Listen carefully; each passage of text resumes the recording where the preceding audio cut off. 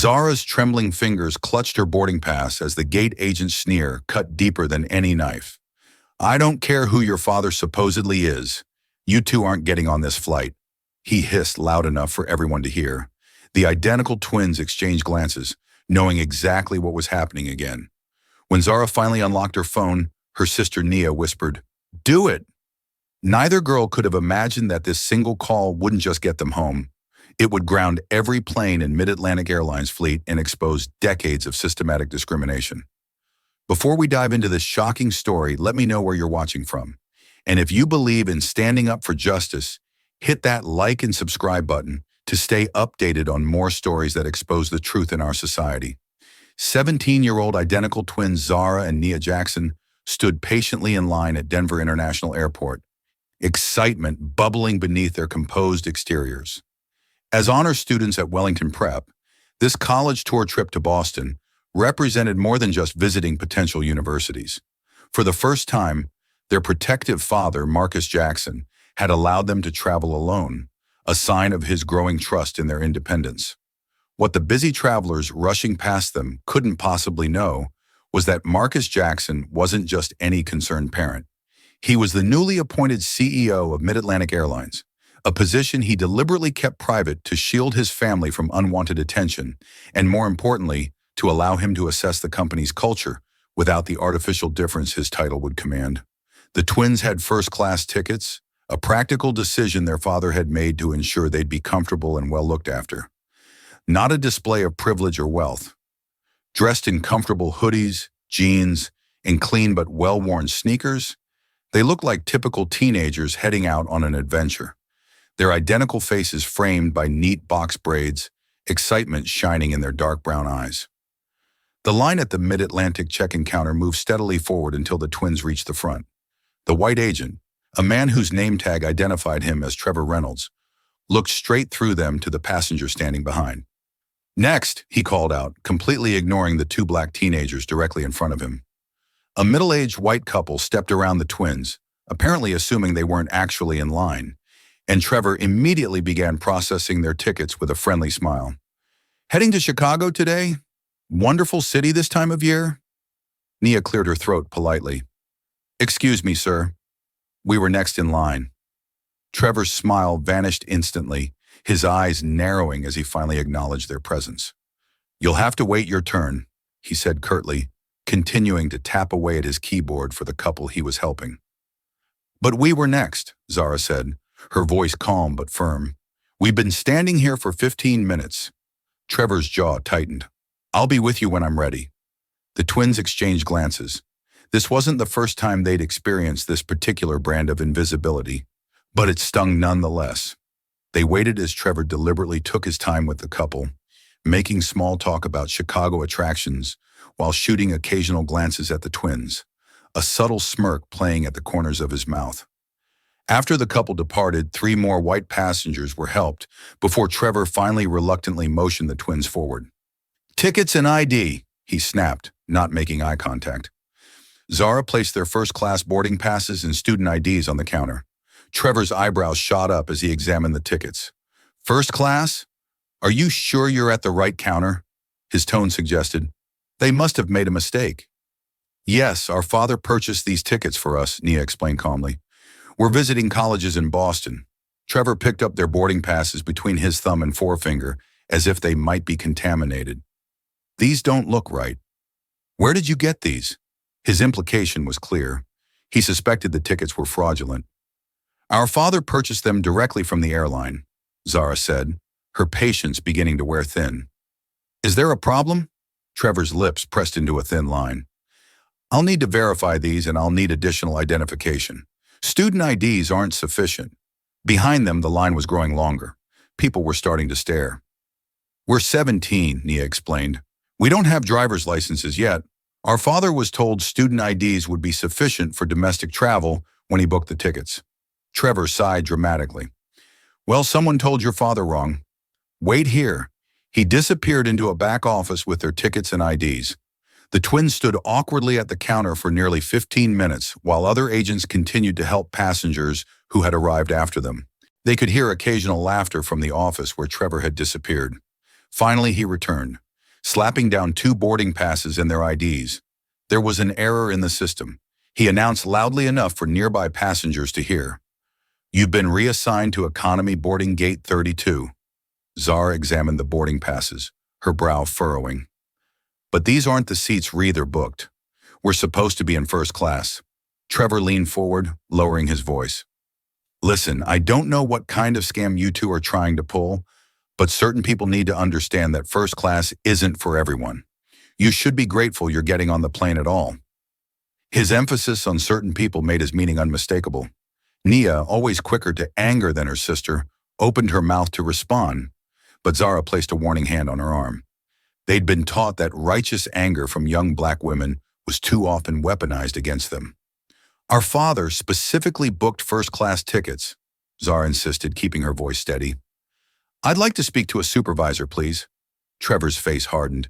"Supervisor's busy. If you have a problem with your seats, you can take it up at the gate."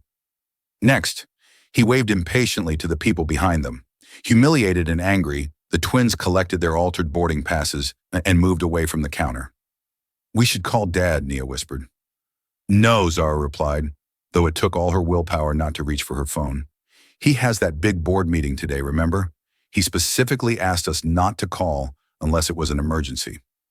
"This feels like an emergency to me," Nia muttered, but she knew her sister was right.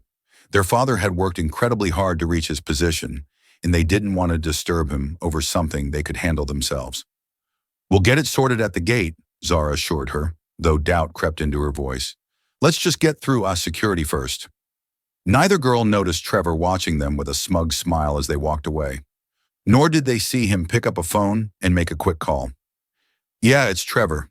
2 black teenagers, identical twins, trying to pull a fast one with first-class tickets. I bumped them back to economy, but you might want to keep an eye out. Something doesn't feel right about them."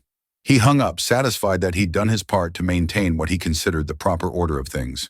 The security checkpoint loomed ahead, a bottleneck of humanity shuffling through the TSA's elaborate screening process. The twins joined the line, still discussing how they would handle the ticket situation at the gate when they noticed a pattern forming. White passenger after white passenger passed through the standard screening with minimal fuss, barely breaking stride as they collected their belongings on the other side. Then came their turn. "Randomly selected for additional screening," announced TSA agent Vanessa Miller, with a smirk that suggested there was nothing random about it. The twins were directed to a separate lane where they would be subjected to enhanced security measures. "Is this really necessary?" Zara asked politely. "We have a flight to catch and we're already running behind schedule." Vanessa's expression hardened. "Are you questioning security protocols? Because I can make this a lot more difficult if you'd prefer." Her hand hovered meaningfully over her radio, a clear threat that she could escalate the situation at any moment. "No, ma'am," Nia replied quickly, shooting her sister a warning glance. "We understand." Vanessa motioned for them to place their carry-ons on a separate table. "Everything out of the bags. Everything." The twins complied, carefully removing their neatly packed belongings. Zara winced as Vanessa roughly yanked out her laptop, scraping it against the table's edge. "Careful, please. That has all my schoolwork on it," she said before she could stop herself. Vanessa's eyes narrowed. "If you're concerned about your property, maybe you shouldn't be flying. I can deny you passage right now if you continue to interfere with security procedures." Her voice carried, drawing attention from nearby travelers. Nia placed a calming hand on her sister's arm as Vanessa continued her inspection, deliberately rough as she pawed through their carefully folded clothes, reading private notes in there, journals, and even opening a sealed envelope containing Zara's medication, spilling pills across the table. "What are these?" she demanded, as if she'd discovered illicit drugs instead of prescribed allergy medication. "Fexofenadine," Zara explained. "For my allergies. The prescription information is right there on the bottle." Vanessa ignored her explanation, setting the medication aside for further inspection before moving on to their personal items. While this was happening, another agent approached. "Arms out, feet apart," the second agent instructed. "We need to conduct a pat-down." The pat-down was nothing short of humiliating.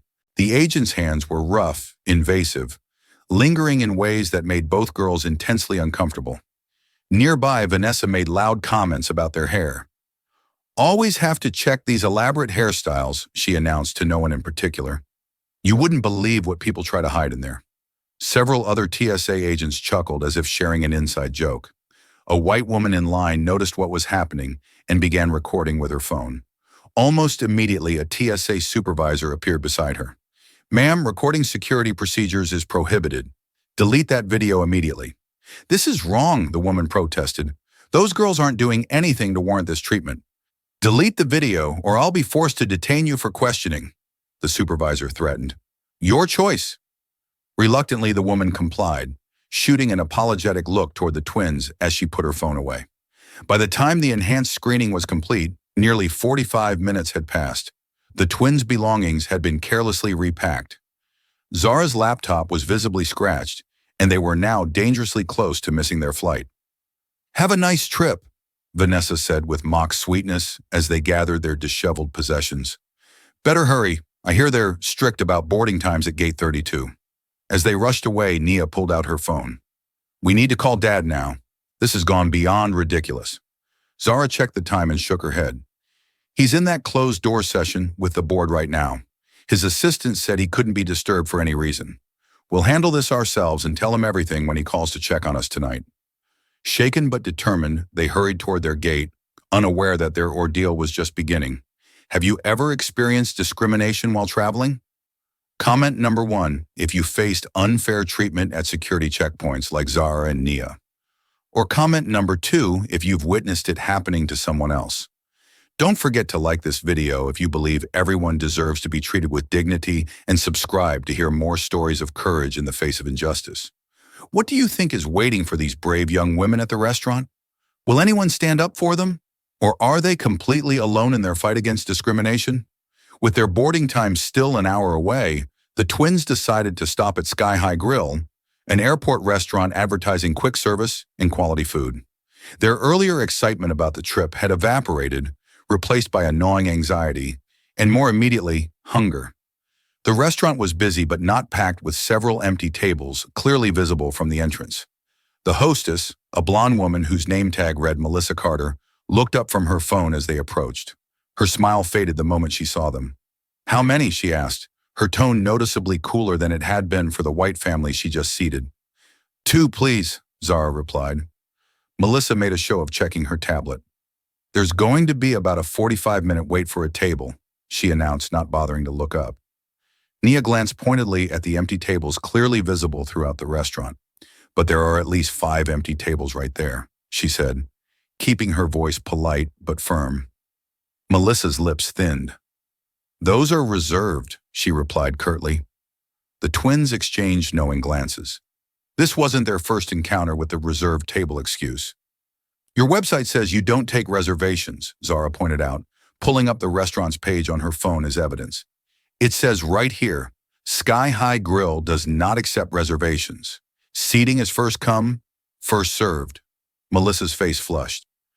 Well, the website is outdated. We do take reservations now, and all those tables are spoken for. As if on cue, a white couple walked in behind the twins. Without even acknowledging the twins' ongoing conversation, Melissa brightened immediately. 2, right this way, please. She grabbed 2 menus and led the couple to one of the supposedly reserved tables. Nia felt her temper rising. Excuse me, she called after Melissa. We were here first and you just told us there were no tables available. Melissa turned, her expression hardening. Is there a problem? Yes, there's a problem, Nia replied, her patience wearing thin. You just told us all the tables were reserved, then immediately seated people who came in after us. Before Melissa could respond, a man in a button-up shirt and tie approached. His name tag identified him as Keith Dawson, manager. Is everything all right here, Melissa? He asked, though his gaze was fixed suspiciously on the twins. These girls are causing a disruption, Melissa said quickly. I explained that we have a waiting list, but they're demanding immediate seating. That's not what happened, Zara interjected. Your hostess told us there's a 45-minute wait, but there are empty tables and she just seated people who came in after us. Keith's expression didn't change. He hadn't taken his eyes off the twins since he'd arrived, hadn't even glanced at the empty tables or the newly seated couple. I understand you're upset, but I'm going to have to ask you to lower your voices. We have customers trying to enjoy their meals. His tone suggested they were shouting, though both girls had been speaking calmly. "We're not being loud," Nia objected. "We simply want to be treated fairly." "If you continue to make a scene, I'll be forced to call security," Keith threatened, folding his arms across his chest. "Port regulations allow us to refuse service to disruptive individuals." From nearby, a Latina waitress watched the interaction with growing concern. She approached cautiously. "Keith, I can take them at one of my tables. Number 12 just opened up." "Stay out of this, Elena." Keith snapped without looking at her. "Go check on your other tables." Elena Rodriguez hesitated, clearly torn between following her manager's orders and doing what she knew was right.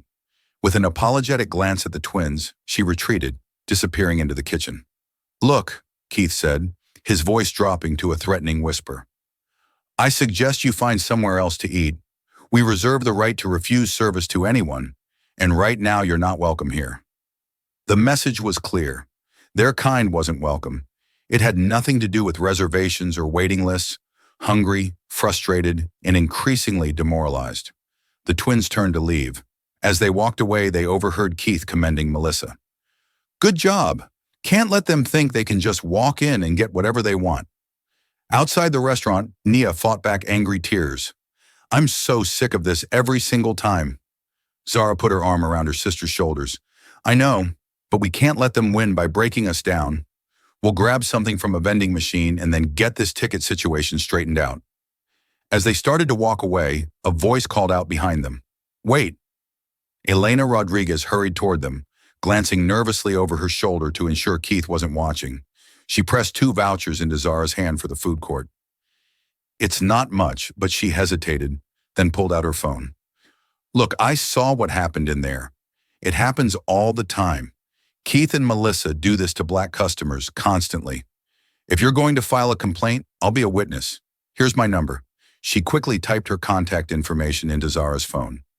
"I have to get back before they notice I'm gone, but please don't let them get away with this."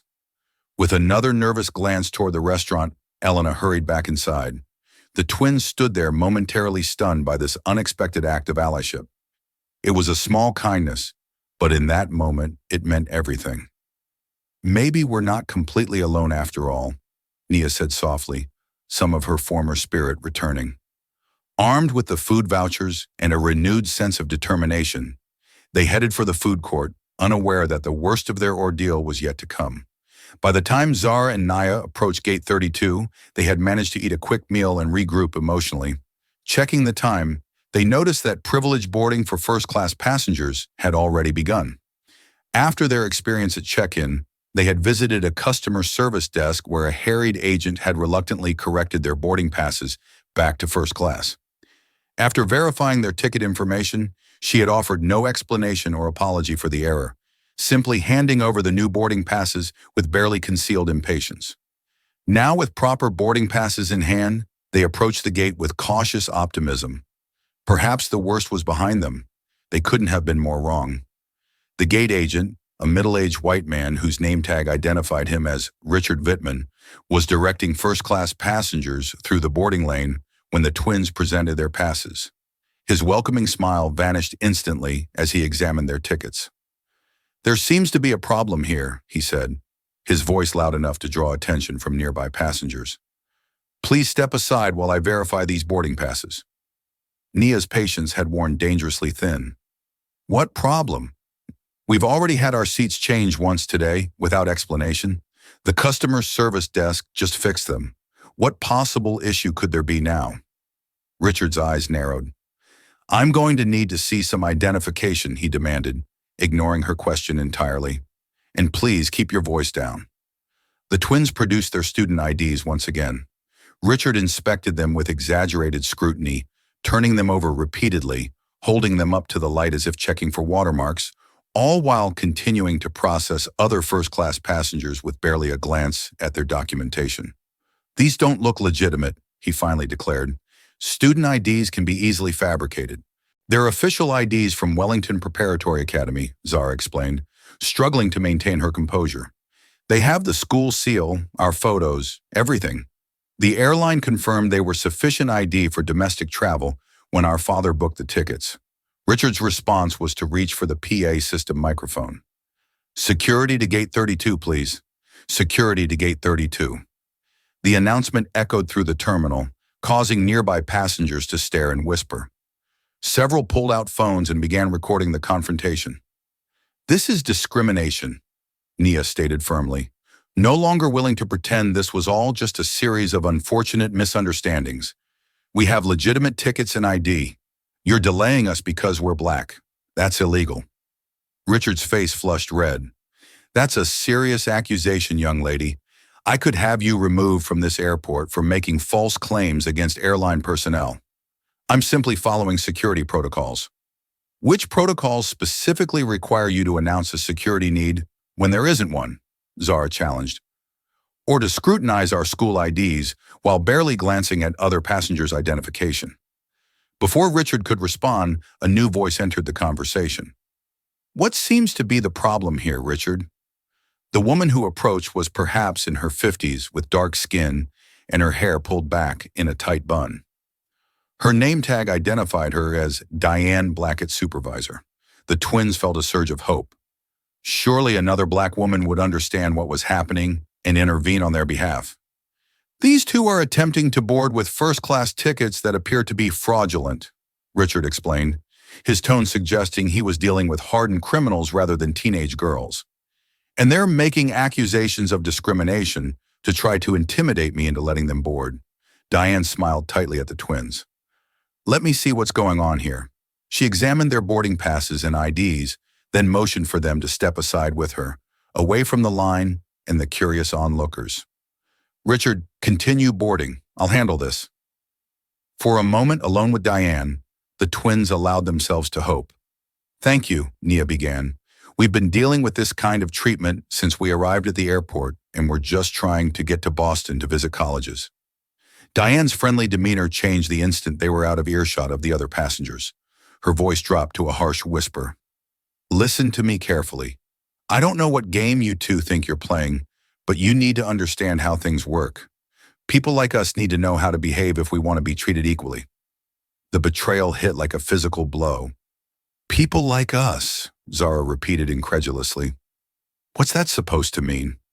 It means, Diane continued, her voice still low, that making a scene and throwing around accusations of discrimination isn't going to get you what you want. It just confirms what they already think about us. You need to be twice as polite, twice as patient, twice as perfect. That's the reality. But we haven't done anything wrong, Nia protested. We've been polite and patient while being discriminated against at every turn. Diane's expression hardened further. Do you think I got to be a supervisor by calling out every microaggression?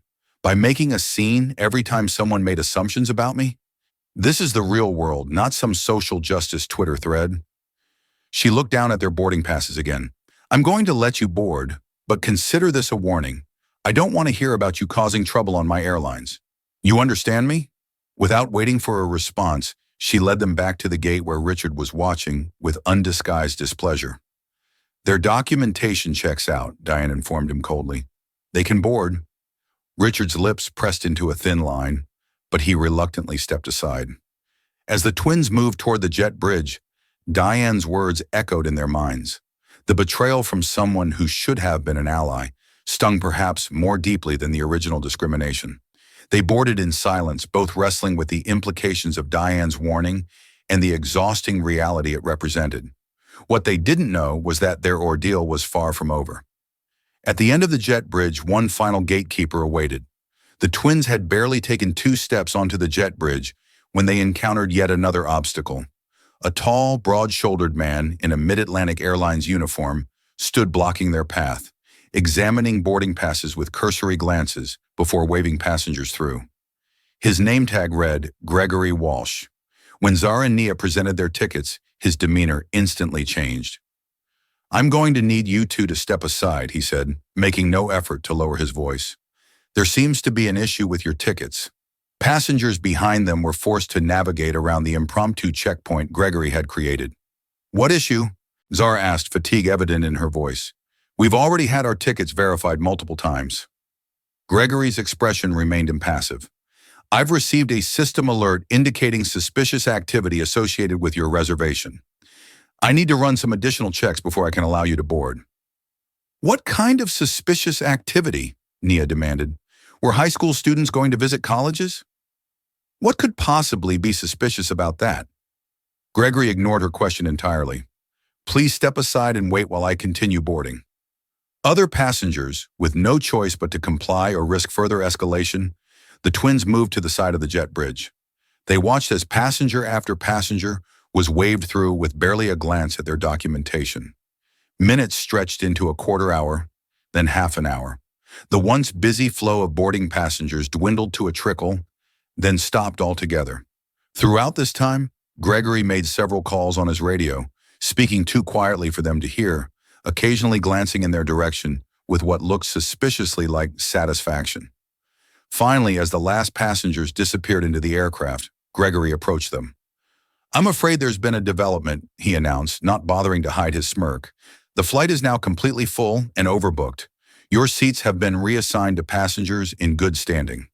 "That's impossible," Zara protested. "We have confirmed first-class tickets. You can't just give our seats away." "I'm afraid I can," Gregory countered. "Airline policy allows for passenger reassignment in cases of security concerns or overbooking. In this case, both conditions apply." "What security concerns?" Nia asked, her voice rising in frustration.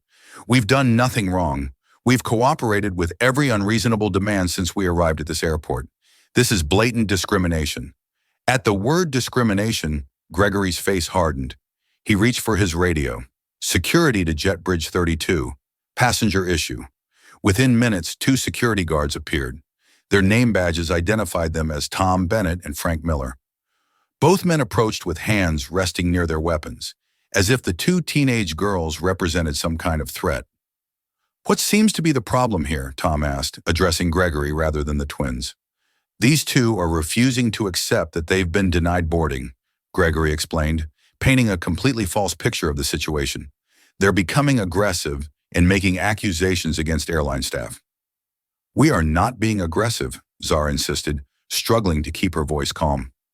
"We're simply trying to understand why our confirmed seats were given away after we were deliberately delayed here." Frank, the larger of the 2 guards, stepped forward. "The computer randomly selects passengers for denial of boarding when flights are overbooked." "Nothing personal." The smirk that accompanied this obvious lie made it clear that there was nothing random about it. Nia, pushed beyond endurance, pulled out her phone. "I'm recording this. We've been systematically discriminated against from the moment we entered this airport, and we have evidence of it." Tom's hand shot out toward her phone. "Recording security procedures is prohibited in the airport. I'll need to confiscate that device." "This isn't a security procedure," Zara protested. "You're trying to cover up discrimination by citing fake security concerns." "That's a serious accusation," Frank said, his voice dropping to a threatening level. "One that could result in both of you being detained for questioning. Is that what you want?" The implied threat hung in the air. Detention would mean missing any chance of reaching Boston today. Their father's careful planning, their college visits, all would be disrupted. Worst of all, they'd be completely at the mercy of a system that had already proven itself biased against them at every turn. "Fine," Zara finally said, placing a restraining hand on her sister's arm. "We'll leave. But this isn't over." "It is for today," Gregory replied with undisguised satisfaction. "Your seats are gone, the flight is boarding, and you 2 aren't getting on it. I suggest you find another way to Boston or just go home." Under the watchful eyes of the security guards, the twins were escorted away from the gate as the final boarding call for their flight was announced over the PA system. They walked in silence, the weight of defeat pressing down on them. Every step they'd taken through this airport had been met with resistance, prejudice, and obstruction. They'd been patient. They'd been polite. They'd followed the rules, and still they'd been denied the basic dignity and service that every other passenger seemed to receive without question. As the sounds of their flight preparing for departure reached them, Nia turned to her sister, tears of frustration welling in her eyes. "We have to call Dad now." This time Zara didn't argue. "Have you ever reached your breaking point when facing injustice? Comment number 1. If you believe there comes a time when staying silent is no longer an option, or comment number 2 if you think the twins should have kept trying to work within the system. If you're outraged by what these young women have endured, hit that like button to show your support for standing up against the discrimination. And don't forget to subscribe for more stories that expose the harsh realities many face every day. What do you think will happen when their father learns how his daughters have been treated? Will he believe them, or will he become yet another disappointment in their fight for justice? Seated on a bench in a quiet corner of the terminal, far from Gate 32 in the flight that should have carried them to Boston, Zara finally pulled out her phone. Her hand trembled slightly as she navigated to her father's contact. He's going to be in that board meeting, Nia reminded her, though her tone suggested she no longer cared about the interruption. I know, Zara replied, but this has gone far beyond what we can handle ourselves. She pressed the call button and put the phone on speaker. To their surprise, Marcus Jackson answered almost immediately. Zara, everything okay, sweetheart? His deep voice, usually so reassuring, now made both girls fight back tears. Dad, Zara began, struggling to keep her voice steady. We couldn't get on the flight. They wouldn't let us board. There was a moment of silence before Marcus responded, his tone careful, measured. Tell me exactly what happened from the beginning. For the next several minutes, the twins took turns detailing their experience. The check-in counter with Trevor Reynolds, the TSA screening with Vanessa Miller, the restaurant incident with Melissa Carter and Keith Dawson, the gate confrontation with Richard Whitman and Diane Blackett, and finally the jet bridge denial from Gregory Walsh. Throughout their account, Marcus remained silent, though they could hear his controlled breathing, growing more deliberate as the story unfolded. When they mentioned how their first-class seats had been revoked, then restored, only to be taken away again at the last moment, they heard what sounded like a pen snapping in the background.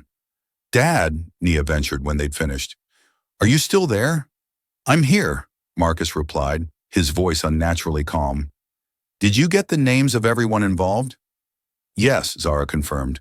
We wrote down names and badge numbers whenever we could. Good, Marcus said. Very good. Then after a brief pause, Girls, there's something I need to tell you. Something I probably should have told you before you left. The twins exchanged puzzled glances. What is it, Dad? Marcus took a deep breath. The reason I was so insistent about you flying Mid-Atlantic, the reason I got you first-class tickets, it's because I'm the new CEO of Mid-Atlantic Airlines. Stunned silence filled the air between them. You're what? Nia finally managed. I was appointed 6 weeks ago, Marcus explained. The board brought me in to turn the company around after their previous leadership issues, but I wanted to assess the airline's culture authentically without my position influencing how staff behaved. That's why I kept it quiet. Why I used my private account to book your tickets instead of using the executive travel system. Wait, Zara interjected. So the whole time we were being treated like this, you were the CEO's daughters? Marcus finished, his voice tight with controlled fury, being discriminated against by people who had no idea who you were or who they were really dealing with. What are we supposed to do now? Nia asked. Our flight's gone, and even if we could get another one. Don't move, Marcus instructed. Stay exactly where you are. I'm implementing Emergency Protocol Alpha right now. You'll see what that means very shortly, and keep your phone on. Record everything that happens from this point forward. The line went silent for a moment as they heard their father issuing rapid commands to someone else in the room with him. When he returned to the call, his voice had a steel edge they'd rarely heard before. In about 2 minutes, you're going to start getting calls from airline executives. They're going to offer you everything under the sun. Private jets, helicopter transfers, luxury accommodations. Don't accept anything. Tell them you're waiting for my direct instructions only. Understand? Yes, the twins replied in unison, still trying to process this stunning revelation. Good. Stay strong. I'll be in constant contact, and this will all be over soon. I love you both. The call ended, leaving the twins staring at each other in disbelief. True to their father's prediction, Zara's phone rang barely a minute later. The caller ID showed Mid-Atlantic Airlines executive office. Before she could answer, Nia's phone also began ringing with a similar caller ID. As predicted, the voices on the other end were panicked airline executives offering immediate assistance, private transportation, anything and everything to make amends for the unfortunate misunderstanding, following their father's instructions. The twins politely but firmly declined all offers, stating they were awaiting direct instructions from Marcus Jackson only. Just as they ended these calls, a familiar figure came hurrying toward them. Richard Whitman, the gate agent who had blocked their boarding just 30 minutes earlier, was approaching with an entirely different demeanor. His previous contempt had been replaced by obsequious panic. "M. Jackson, Miss Jackson," he called out, slightly out of breath from rushing. "There's been a terrible misunderstanding. We've arranged for a private corporate jet to take you to Boston immediately, if you'll just come with me." "No, thank you, Mr. Whitman," Zara replied coolly. "We're waiting for direct instructions from our father." Richard's face contorted with barely concealed rage. The mention of their father clearly triggered something in him, but he struggled to maintain a veneer of professionalism. "I understand you're upset, but making false claims about your family connections isn't going to help the situation." His tone shifted, becoming threatening once again now that they were alone, away from the witnesses at the gate. "In fact, making false statements about airline personnel could result in you being placed on a no-fly list. Perhaps we should discuss this somewhere more private." "Is that a threat, Mr. Whitman?" Nia asked, pulling out her phone and beginning to record. Richard's eyes widened as he noticed the active recording. From the phone speaker, Marcus Jackson's voice suddenly emerged, as he had never hung up and had been listening to the entire exchange. "Mr. Whitman, this is Marcus Jackson, Chief Executive Officer of Mid-Atlantic Airlines and father of the young women you've been discriminating against. Everything you say is being recorded and monitored. I suggest you return to your gate and await further instructions from airline management." The color drained from Richard's face as the full implications of the situation crashed down upon him. Without another word, he turned and fled back toward Gate 32, nearly colliding with a beverage cart in his haste. The twins looked at each other, a mix of vindication and disbelief washing over them. "Dad," Zara said into the phone, "what's Emergency Protocol Alpha?" Marcus's voice was grim but satisfied. "Watch the departure boards. You're about to find out." The departure boards flickered throughout the terminal, drawing confused glances from travelers. Then, like dominoes falling, flight after flight began showing the same status update. Delayed gate return. The announcements began moments later, echoing through the terminal. "Attention, Mid-Atlantic Airlines passengers. Due to an executive-ordered safety protocol verification, all Mid-Atlantic flights currently on the tarmac or at gates are being held. Passengers already boarded are asked to remain seated. We apologize for the inconvenience and will provide updates as they become available." All around them, confusion spread through the terminal as travelers consulted their phones, checked the boards, and approached harried-looking gate agents for explanations. The agents themselves appeared bewildered, checking their computer terminals with increasing panic as more commands filtered down from above. Through their still-open phone line, the twins could hear their father issuing rapid-fire directives to what sounded like a crisis management team. "I want every flight grounded, every single one. I don't care if they're halfway through taxiing. Get them back to the gates, and I want the Denver station manager in my office via video conference in 5 minutes." "Dad," Nia ventured, "what exactly are you doing?" "Exercising my authority as CEO," Marcus replied grimly. "The only way to get the attention of an entire system is to shut it down. Right now, every Mid-Atlantic flight across the country is returning to its gate for safety verification. That's over 300 aircraft and roughly 42,000 passengers." The scale of his response left the twins momentarily speechless. Their father had essentially paralyzed an entire airline, one of the nation's largest carriers, in response to the discrimination they had faced. "Won't this cost the airline millions?" Zara asked, suddenly concerned about the repercussions. "It will," Marcus confirmed, "which is precisely why it's going to get everyone's attention. Sometimes the only way to force change is to hit the bottom line hard enough that ignoring the problem becomes more expensive than fixing it." More announcements echoed through the terminal as the ripple effects of the grounding spread. Connecting flights were being missed. Passengers were growing increasingly frustrated. The financial damage was mounting by the minute. "Mr. Jackson," a new voice spoke through the phone. "This is Harold Winters, Denver station manager. I've just been informed of the situation with your daughters. I want to personally assure you that I had no knowledge of these events and I'm appalled by what I'm hearing." Save it, Harold, Marcus replied coldly. I don't want apologies. I want action. I want every employee who interacted with my daughters today in my virtual office in the next 10 minutes. Everyone. Check-in, TSA, restaurant staff, gate personnel, all of them. Sir, we don't have authority over TSA or the restaurant. Find a way, Harold, because until I see all of those faces on my screen, every mid-Atlantic plane stays exactly where it is. While this conversation continued, a small group of airport management personnel approached the twins. They wore the strained expressions of people facing a crisis they didn't fully understand. Excuse me, the lead manager said, a woman whose name tag identified her as Patricia Reynolds, Terminal Operations Director. We need to ask you to move to a less busy area. You're causing a disruption. Nia raised an eyebrow. We're sitting quietly on a bench. How exactly are we causing a disruption? Patricia's professional smile tightened.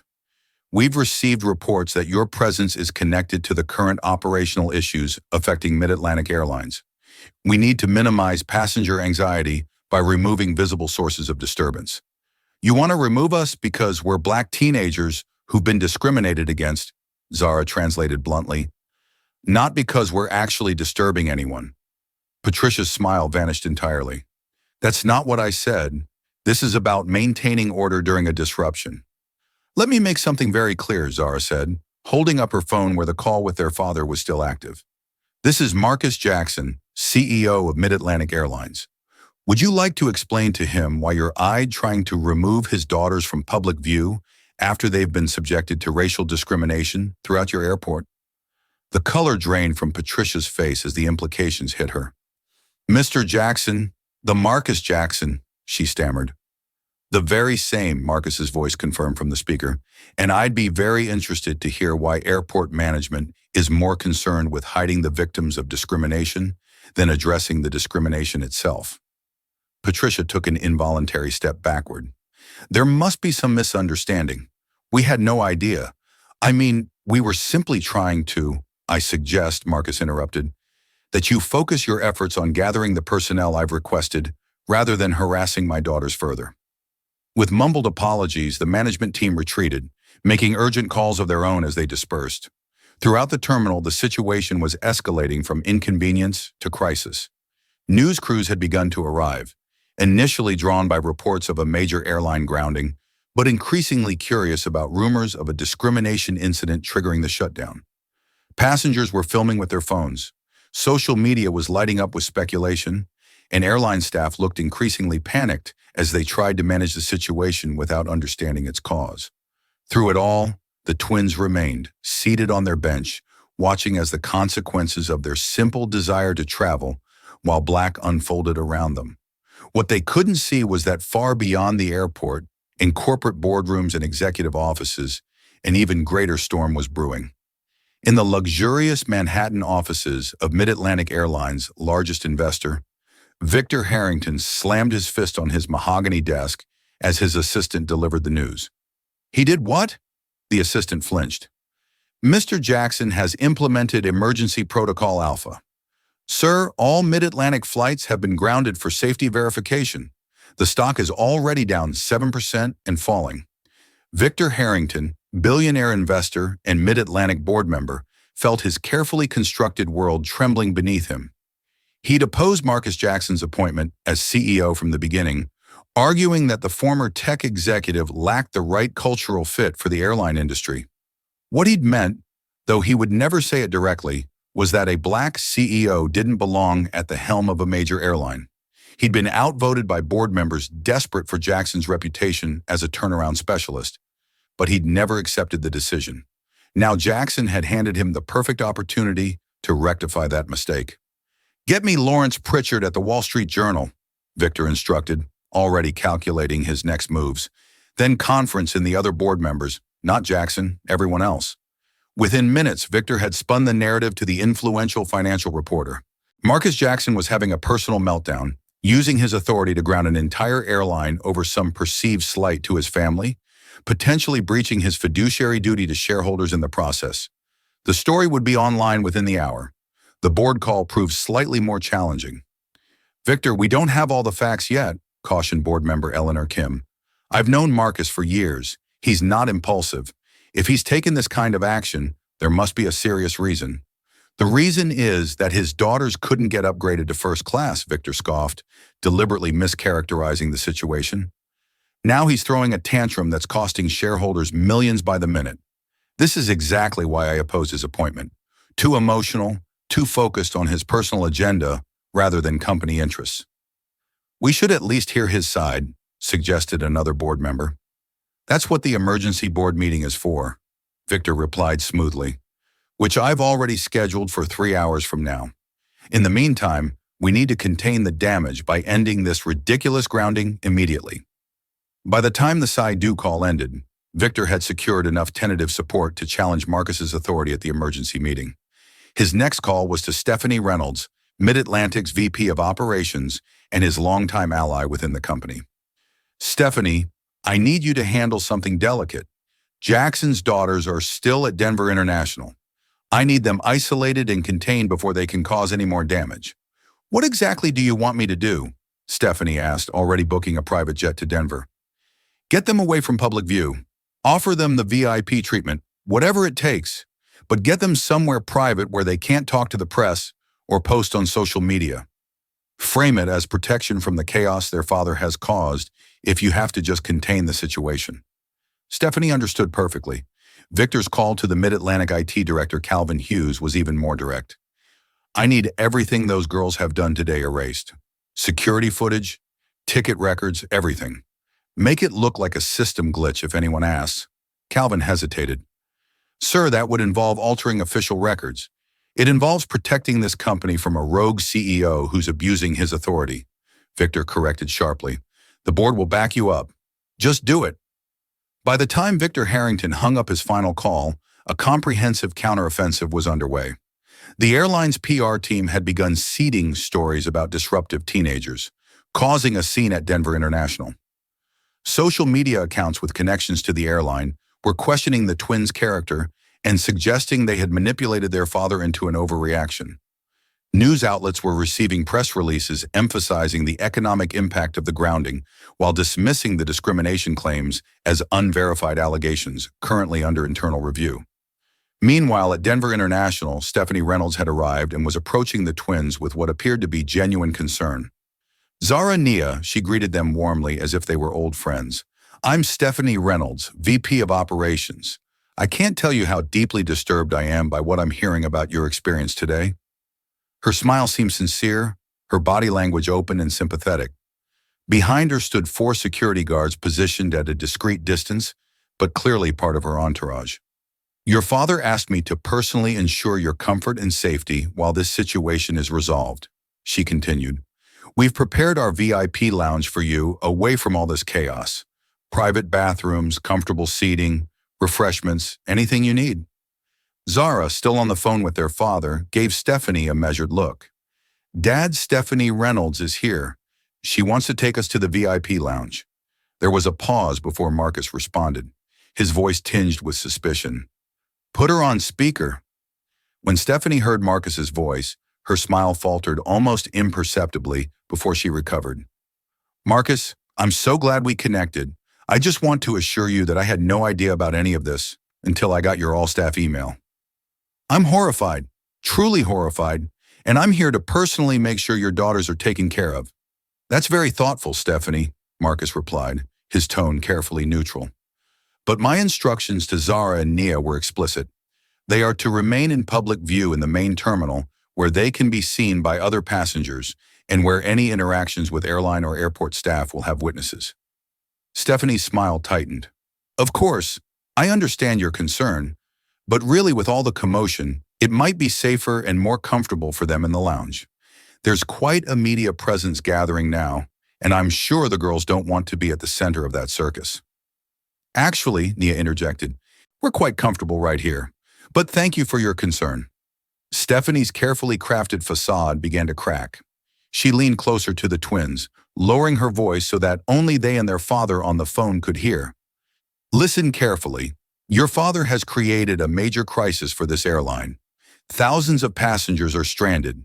Millions of dollars are being lost. His position is precarious right now, to say the least. The smart move for your family would be to quietly accept our hospitality and allow the adults to resolve this situation professionally. The threat beneath her words was unmistakable. Is that a threat to my daughter Stephanie? Marcus asked through the phone, his voice dangerously quiet. Because it sounded remarkably like one, Stephanie straightened, realizing she had miscalculated. Not at all, Marcus.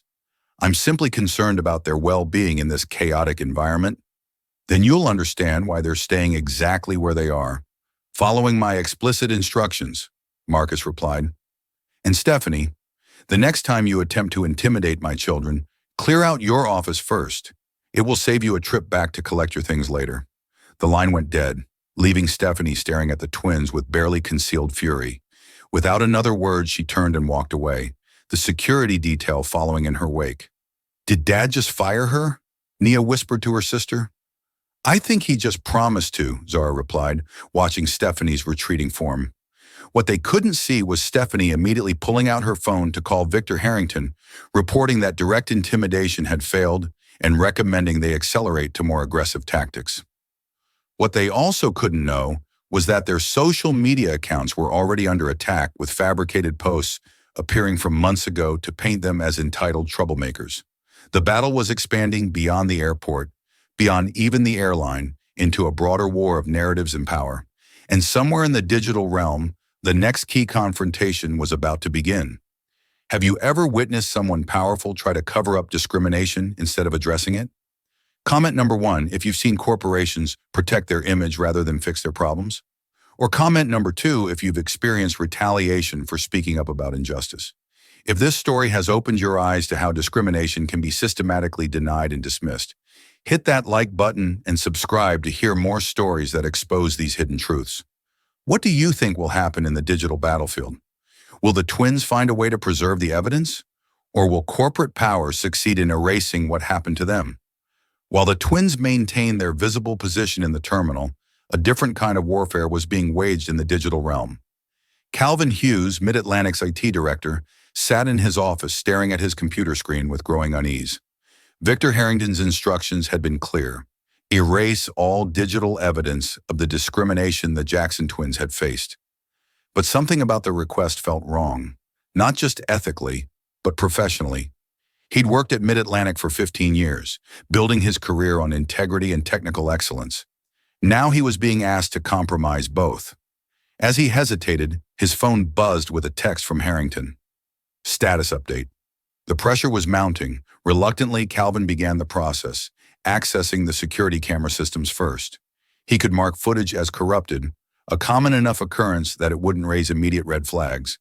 But as he initiated the command, a notification popped up on his screen. Access denied, security protocol alpha active. Calvin frowned. He had administrative privileges that should override any standard security protocols. He tried again with the same result. Then he noticed something else, a small icon in the corner of his screen indicating active monitoring of his system. Someone was watching his actions in real time. His phone rang, displaying an unfamiliar number. Mr. Hughes, came the voice when he answered. This is Zara Jackson. I believe you're trying to access security footage from Denver International Airport. Calvin nearly dropped the phone in shock. How did you get this number?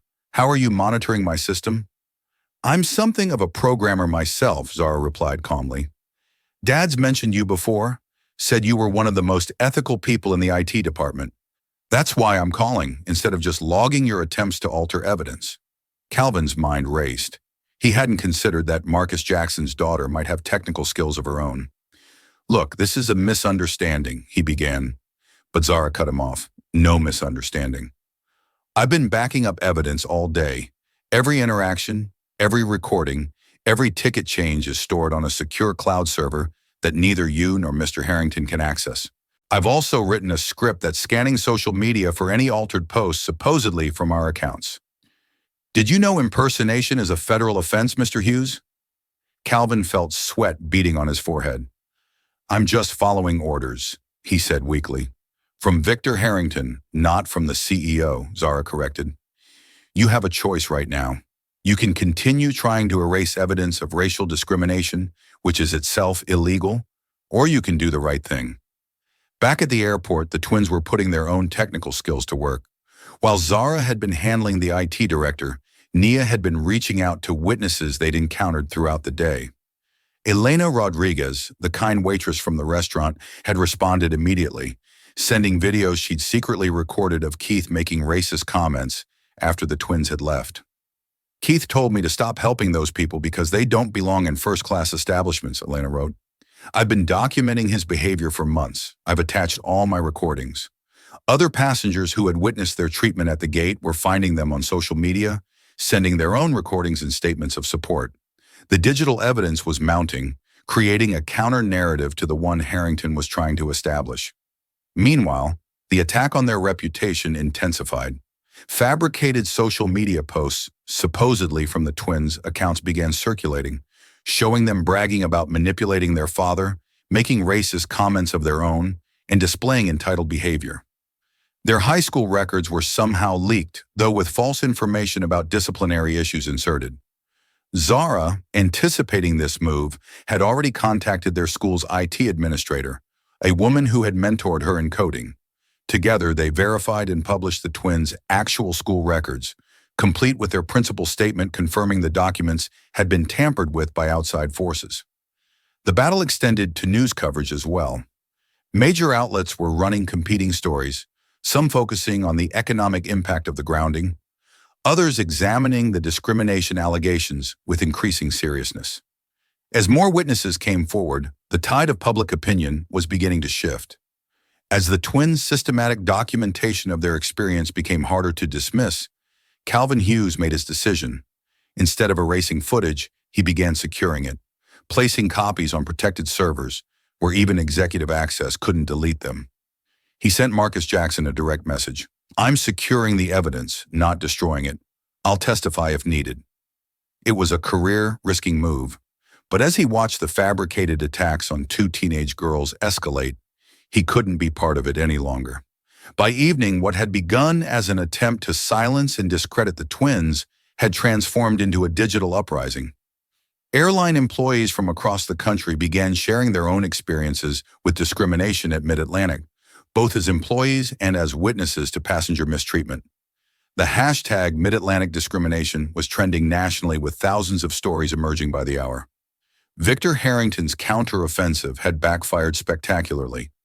Rather than isolating the twins' experience as an anomaly, his aggressive tactics had opened the floodgates to a much larger pattern of behavior that could no longer be contained. And in a corporate boardroom, the emergency meeting that he had called to remove Marcus Jackson was about to begin. The Mid-Atlantic Airlines emergency board meeting convened virtually with 14 grim-faced executives appearing on screens. Victor Harrington wasted no time in taking control of the narrative. Colleagues, we face an unprecedented crisis, he began, his voice grave. Our CEO has grounded our entire fleet over what appears to be a personal family matter, potentially violating his fiduciary duty to this company and its shareholders.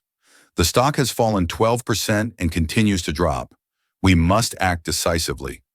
Several board members nodded in agreement, their concern evident. Victor continued, building his case methodically. I move that we temporarily relieve Marcus Jackson of his duties, pending a full investigation into his actions today.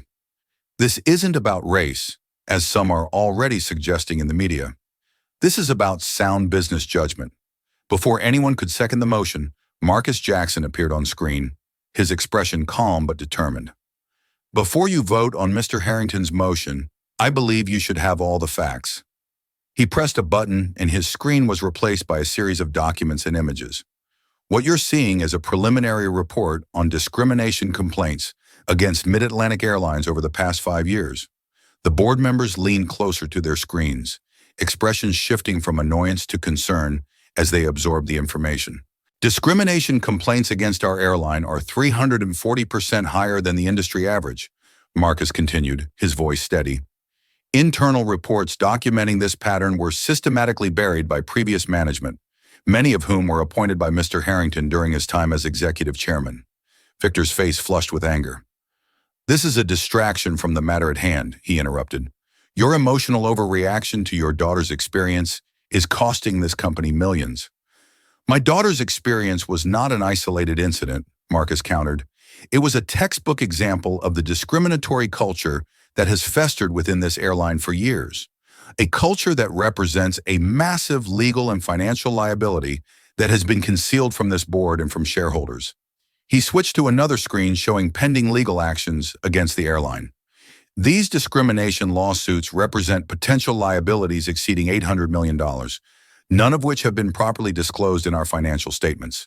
That Mr. Harrington is a breach of fiduciary duty. The room fell silent as board members processed this revelation. Eleanor Kim was the first to recover. Marcus, are you saying you were aware of these issues before today? Marcus nodded. When the board hired me 6 weeks ago to turn this airline around, I began a quiet investigation into company culture and practices. What I found was disturbing. Systematic discrimination, buried complaints, and a pattern of intimidation against employees who spoke up. He paused, letting his words sink in. I was preparing a comprehensive plan to address these issues when my daughters experienced exactly the kind of treatment I'd been documenting. Their experience wasn't the reason for my actions today. It was the catalyst.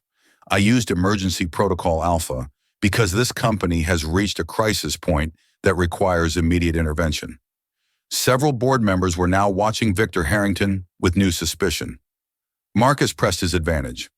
Furthermore, since implementing the protocol, I've discovered attempts to destroy evidence, intimidate witnesses, and spread false information about my daughters online, all of which appear to trace back to Mr. Harrington's office. Victor's face contorted with rage. This is absurd. You're making wild accusations to cover for your own incompetence. If you continue with these slanderous claims, I'll use every resource at my disposal to destroy you, Jackson. Your reputation, your daughter's futures, everything. The threat hung in the air for a moment before Marcus smiled coldly. Thank you for that, Victor.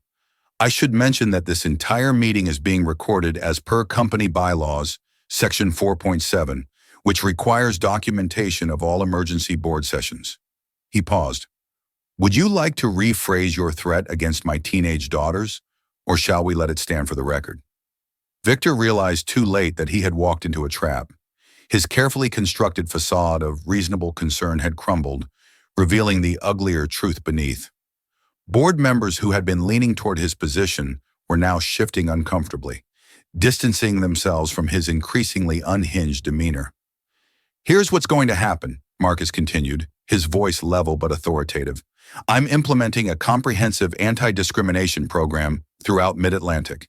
Effective immediately, every employee will undergo mandatory training.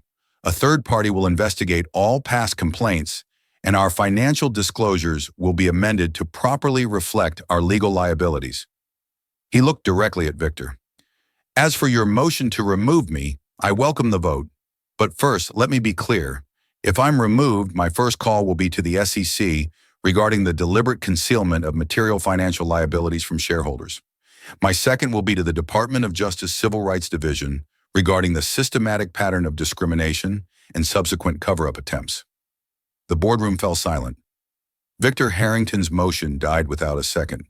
One by one, board members voiced their support for Marcus's plan, eager to distance themselves from what was clearly becoming a legal and public relations disaster. By the meeting's end, even Victor had been forced to abstain rather than stand alone in opposition. As the virtual meeting concluded, Marcus remained online with the board chair, Eleanor Kim. That was masterfully handled, she admitted. But the real challenge is just beginning. Changing a corporate culture this deeply ingrained won't happen overnight. I know, Marcus agreed. That's why the next phase is so important. This can't just be about punishment. It has to be about transformation. Eleanor nodded thoughtfully. And your daughters? How are they holding up through all this? Marcus's professional demeanor softened slightly. They're extraordinary, brave, principled, and apparently quite skilled at digital security. A hint of paternal pride crept into his voice. They've been gathering evidence all day, building a case that even our legal team would be proud of. They take after their father, Eleanor observed. What happens now? Now, Marcus said, his determination evident. We bring everything into the light. No more cover-ups, no more denial. It's time for a public reckoning. The Mid-Atlantic Airlines story exploded across national news the following morning. What had begun as coverage of an unusual airline grounding had transformed into a major story about corporate discrimination after the twins, with their father's blessing, published a detailed account of their experience alongside the evidence they'd gathered. Their post, simply titled, "What Happened to Us at Mid-Atlantic Airlines," laid out each incident chronologically, supported by witness statements, recordings, timestamps, and documentation. It was measured in tone, factual rather than accusatory, and devastatingly effective because of that restraint. Within hours, Fogger Mid-Atlantic discrimination was the top trending topic nationally. Other victims of discrimination by the airline began sharing their stories, creating an avalanche of testimony that could no longer be dismissed as isolated incidents. Former employees joined in, describing a toxic culture where reporting discrimination was career suicide. Victor Harrington, refusing to accept defeat, launched his threatened media offensive. News outlets friendly to his business interests began questioning Marcus's competence, suggesting he had overreacted to a minor customer service issue because of personal emotional involvement. Conservative commentators hinted that the twins had provoked the incidents, behaving in ways that justified the staff's reactions. The narrative battle might have gained traction if not for Marcus's next move. With the twins' agreement, he released the recording of Victor Harrington's boardroom threats against his daughters. The audio clip spread virally with millions hearing.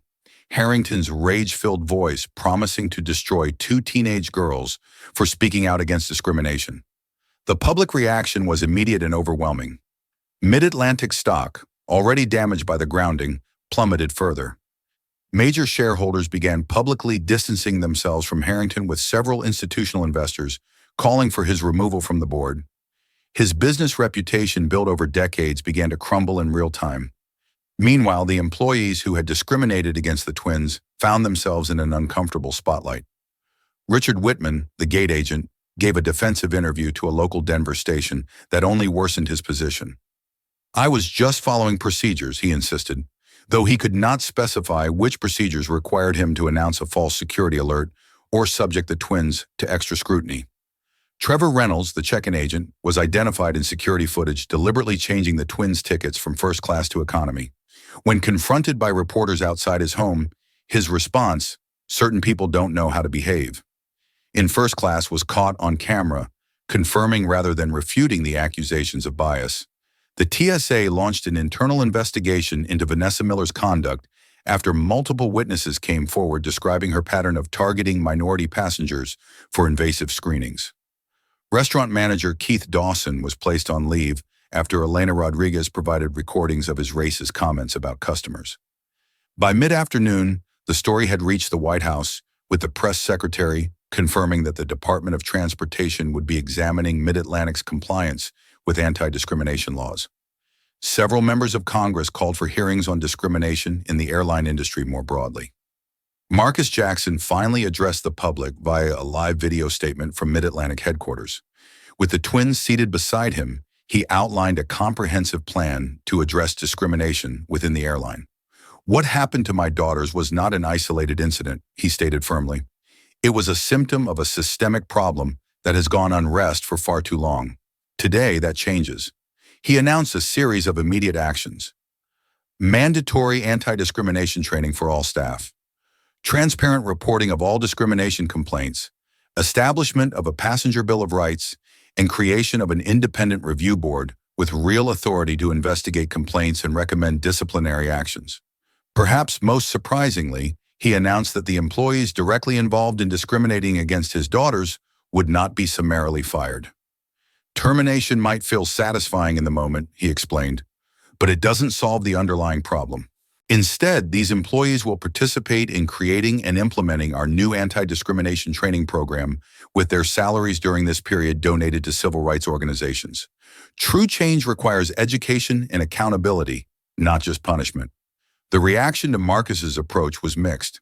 Some praised his focus on systemic change rather than individual scapegoating, while others felt the employees deserved immediate termination.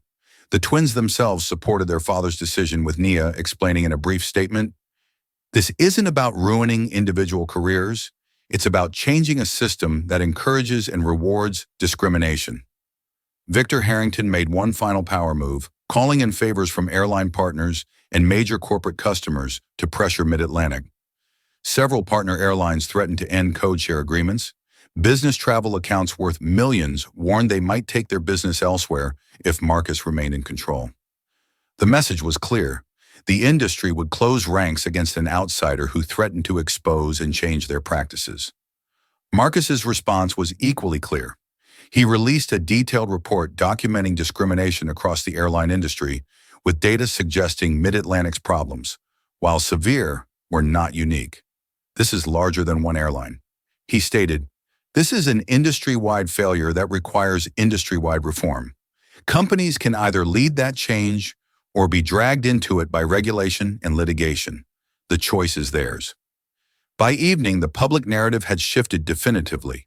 What Harrington had tried to frame as an executive's emotional overreaction was now widely understood as a necessary intervention against entrenched discrimination. The twins, initially portrayed by some as entitled teenagers causing trouble, were increasingly seen as principled young women who had exposed an ugly truth that could no longer be ignored. As darkness fell, Victor Harrington sat alone in his office, watching his carefully constructed world collapse around him. His phone, once constantly buzzing with calls from powerful allies, had fallen silent. In boardrooms across the country, executives were distancing themselves, deleting his contact information, declining his calls. The message was clear. Victor Harrington had become toxic, a liability rather than an asset. His power, once seemingly unassailable, had evaporated in a single day. And it had all started because two teenage girls had simply wanted to board a plane for which they had legitimate tickets. 6 months later, Zara and Nia Jackson stood at Mid-Atlantic Airlines Gate 32 at Denver International Airport, the very same gate where they had been denied boarding half a year earlier. This time, the atmosphere couldn't have been more different. The gate agent, a young South Asian woman named Priya Sharma, checked their boarding passes with a warm smile. "Good afternoon, ladies. Boston today." She handed back their IDs without excessive scrutiny, treating them with the same casual efficiency she showed every passenger. The twins exchanged glances. This ordinary interaction, unremarkable to most travelers, represented a profound change from their previous experience. They boarded the aircraft without incident, settling into their first-class seats as other passengers filed past. The transformation of Mid-Atlantic Airlines over the preceding months had been remarkable, if not without challenges. The day after their experience had gone public, Marcus Jackson had made good on his promise not to simply fire the employees involved. Instead, he had created what became known as the Accountability Council, a diverse group tasked with redesigning the airline's approach to customer service and anti-discrimination. Richard Whitman, Trevor Reynolds, Gregory Walsh, and Diane Blackett had all initially resisted participation, viewing it as a humiliating punishment. But Marcus had given them a simple choice: participate genuinely in creating change or face termination and potential legal action. Reluctantly, they had joined the council alongside civil rights experts, customer service specialists, and former victims of discrimination. The early council meetings had been tense, with the employees defensive and the discrimination victims angry. Progress had been slow and painful, but over time something unexpected had emerged: genuine transformation. Forced to listen to story after story of discriminatory treatment to face the harm their actions had caused, the employees had begun to recognize patterns in their own behavior they had previously rationalized away. Diane Blackett had experienced perhaps the most profound change. As a Black woman who had adapted to a biased system by enforcing its rules against her own community, she had carried perhaps the heaviest burden of cognitive dissonance. Her breakthrough had come during a particularly difficult council session, when a young Black flight attendant had described being told by a supervisor to tone down her natural hairstyle because it made some passengers uncomfortable. "I said those exact words to a new hire last year," Diane had admitted, her voice breaking. "I told myself I was helping her succeed in the real world, but I was just perpetuating the same system that I had to fight against." Her honest acknowledgement had marked a turning point for the council's work. Now, 6 months later, Mid-Atlantic had implemented the most comprehensive anti-discrimination program in the industry. Every employee underwent mandatory training that went beyond superficial diversity exercises to address unconscious bias and bystander intervention. An anonymous reporting system allowed passengers and employees to flag concerning interactions without fear of retaliation. Most importantly, these reports were taken seriously with real consequences for verified discrimination. The airline had also made structural changes. Hiring and promotion practices were redesigned to reduce bias.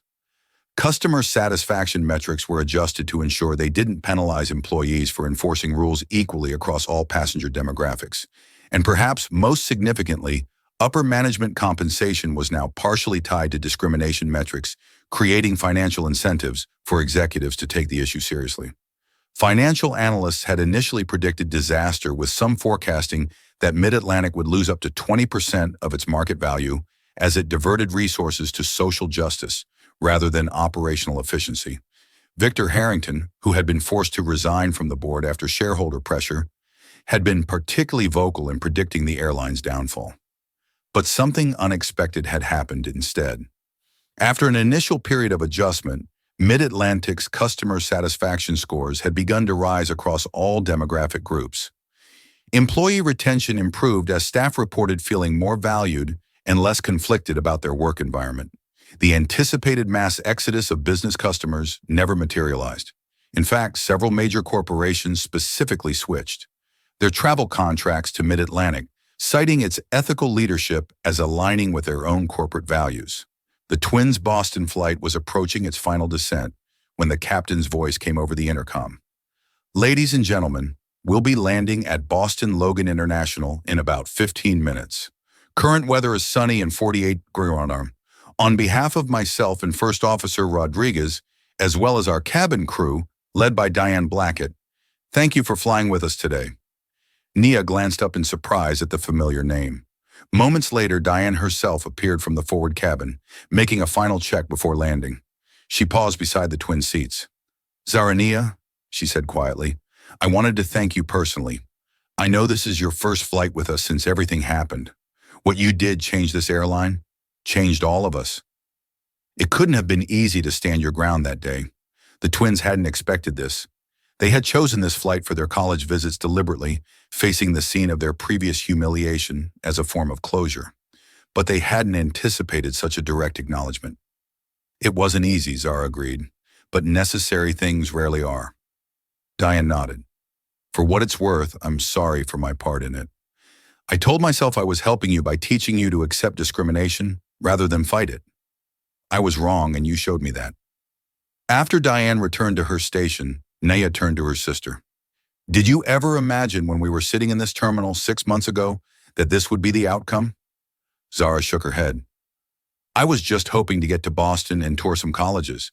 I never expected to help transform an entire airline or start an industry-wide reckoning," Nia added. Following Mid-Atlantic's lead, several other major carriers had implemented their own anti-discrimination initiatives, though none as comprehensive. The Department of Transportation had launched formal investigations into discriminatory practices across the industry. Congressional hearings had put airline executives on the hot seat, forcing public commitments to change. As the aircraft touched down smoothly on Boston's runway, Zara thought about the journey that had brought them here. The discrimination they had faced had been real and painful. The battle afterward had been exhausting, but the outcome had exceeded anything they could have imagined. Their father had told them something during the darkest days of the public controversy that now seemed prophetic. Transformation comes through fire. The systems that need changing most will fight hardest against that change. But if you stand firm in your truth, even when it's difficult, even when it's costly, you create the possibility for something better to emerge from the ashes. As they collected their belongings and prepared to disembark, Zara caught sight of a young black girl, perhaps 7 or 8 years old, seated with her family and economy. The child was looking around the cabin with excitement rather than apprehension, experiencing air travel as the adventure it should be, rather than a gauntlet of potential humiliation. That child would never know what had happened at Gate 326 months ago. She would never know the battles fought and won before she ever set foot on a plane, but she would benefit from them nonetheless. moving through the world with one less barrier, one less source of fear. And in that moment, Zara knew that everything they had endured had been worth it. The twins stepped off the aircraft into their future, forever changed by their past, but not defined by it. Behind them, a transformed airline continued its own journey of evolution. And somewhere in corporate boardrooms across America, executives were learning a powerful lesson. Discrimination wasn't just morally wrong, it was bad business. The world was changing with or without them. Those who adapted would thrive. Those who resisted would be left behind. Relics of a past that fewer and fewer people were willing to accept. As Marcus Jackson had told the final emergency board meeting 6 months earlier, this isn't about politics or ideology. This is about treating people with basic human dignity. Any company that can't grasp that fundamental principle doesn't deserve to survive in the 21st century. Mid-Atlantic Airlines had grasped that principle painfully but thoroughly, and in doing so, it had secured not just its moral standing, but its economic future. The transformation through fire was complete, and it had all begun because 2 teenage girls had refused to accept being invisible. This story of Zara and Nia Jackson's journey through discrimination and transformation offers powerful lessons that resonate beyond their individual experience. First, it demonstrates that systemic discrimination often remains invisible until directly challenged. What appeared as isolated incidents to casual observers was revealed as part of a pervasive pattern affecting countless others. Second, the twins show us the importance of documentation and evidence in fighting discrimination. Their methodical recording of names, incidents, and collecting witness statements proved crucial in establishing the truth against attempts to discredit them. In today's digital age, evidence is a powerful weapon against gaslighting and denial. Third, this story illustrates how change requires both leadership and pressure from below. Marcus Jackson's position gave him the power to force institutional change, but it was his daughter's experience and courage that catalyzed his action. True transformation often begins with those who have the least power but the most at stake. Perhaps most importantly, the story challenges the false dichotomy between ethics and economics. The conventional wisdom that addressing discrimination hurts business proved not just wrong but backwards. Mid-Atlantic became stronger, more profitable, and more respected precisely because it confronted its biases rather than hiding them. Finally, we learned that meaningful change isn't about punishing individuals, but transforming systems. By focusing on education, accountability, and structural reform rather than simple termination, Mid-Atlantic created sustainable change that rippled throughout an industry. These lessons remind us that fighting discrimination isn't just morally necessary, it's essential for creating institutions that truly serve everyone with dignity and respect. What moments in your life have you witnessed discrimination and wished you could make a difference? Have you ever been in a situation where speaking up seemed impossible but necessary? Comment below with your experiences or thoughts on how we can all contribute to creating more equitable systems in our daily lives. If this story resonated with you, please hit that like button to help others find it and subscribe for more powerful narratives that explore important social issues. Share this video with someone who needs to understand that individual courage can spark systemic change. Thank you for listening to Zara and Nia's journey. Remember, transformation begins with those brave enough to stand in their truth, even when it's difficult. May we all find that courage when it matters.